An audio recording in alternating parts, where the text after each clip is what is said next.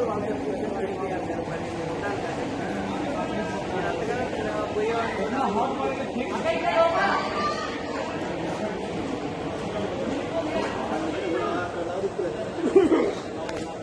ఆగమ్మా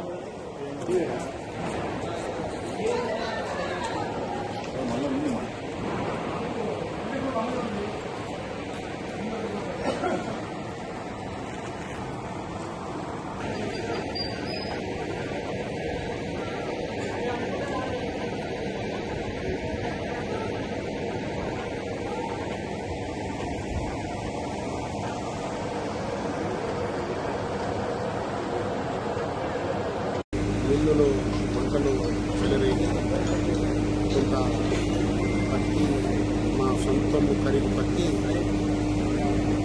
కొంత కాలిపోయింది. తొందరలోనే ఫైర్ ఇంజన్ కూడా నేను ఫోన్ చేయగానే వెంబడే రావడం జరిగింది.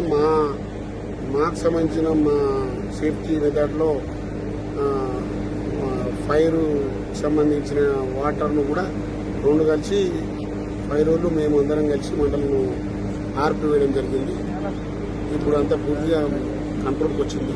ఎక్కడ ఏం లేదు, ఏం తగ్గిపోయింది. దాదాపు ఒక 200 నుంచి 300 క్వింటలు కాలిపోవచ్చు. దానికి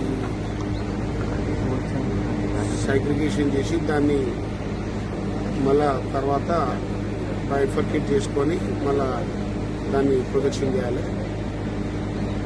సరే, ఇది ఇట్లా జరుగుతుంది అనుకోని చాలా జాగ్రత్తలే మెయింటైన్ చేస్తున్నాం. కానీ ఇది ఎట్లా జరిగింది అనుకున్నాను, అనుకోకుండా జరిగింది.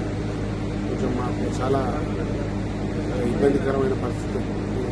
ఇటువంటి పిల్లలకు చాలా ఇబ్బంది ఇన్సిడెంట్. ఎప్పుడూ ఈ పత్తి మిల్లులతో కొంచెం చాలా రోజు మేము చాలా జాగ్రత్తగా ఉంటాము. రోజు ఫైర్కి సంబంధించిన పైప్ లైన్లు అందరూ అన్నింటినీ రోజు ఆటోలో పెట్టి ఎప్పటికప్పుడు టెస్ట్ చేస్తూనే ఉంటాం, చెక్ చేస్తూనే ఉంటాం. ఈరోజు దురదృష్టవశాత్తు జరిగిపోయింది. ఇదంతే. కావాలని ఇక్కడికి ఆల్రెడీ వెహికల్ టర్నౌట్ అయింది. ఆ తర్వాత మన నెక్స్ట్ ఇంత విలువ టర్నౌట్ చేసి 2 వెహికల్ వచ్చినాయి. ఆరిపోయింది. వీళ్ళ డీజిల్ పంపులతో కూడా కవర్ అయిపోయింది చాలా వరకు. ఇప్పుడైతే పూర్తిగా ఆరిపోయింది. షార్ట్ సర్క్యూట్ వల్ల ప్రమాదం జరిగినప్పుడు